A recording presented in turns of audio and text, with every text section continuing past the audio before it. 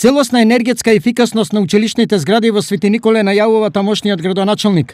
Приоритет е подрачното училиште во село Горобинци, за каде општината планира да даде 700.000 денари на име кофинансирање за реконструкција на училишната зграда. За прибирање на предлог проект реконструкција на објект училишна зграда на подрачно училиште општинско општовно училиште Гоце Делчев во село Горобинци, општина Свети Николе, фаза реконструкција и фасада на поставување на топловодно грејење. Целиот проект чини 1,4 милиони денари, но остатокот општината планира да го покрие со средства од Бирото за рурален развој. Се надевам дека преку Бирото за рурален развој ќе се усвои целиот проект и оваа година конечно да ја заокружиме таа целина околу енергетската ефикасност во основните училишта. Дополнително, реконструкцијата е планирана и на гимназиската зграда. Поднесовме проект во вредност од $100.000 до Норвешка амбасада.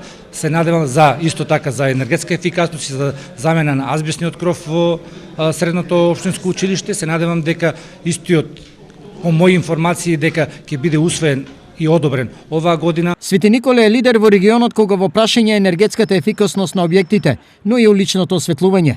Со инвестиција од 3,5 милиони денари се поставени 65 томумери, што го одделија системот за улично осветлување од системот на Евана, а со вградувањето на дигитален систем, општината е прва во државата со смарт регулирање на уличното осветлување.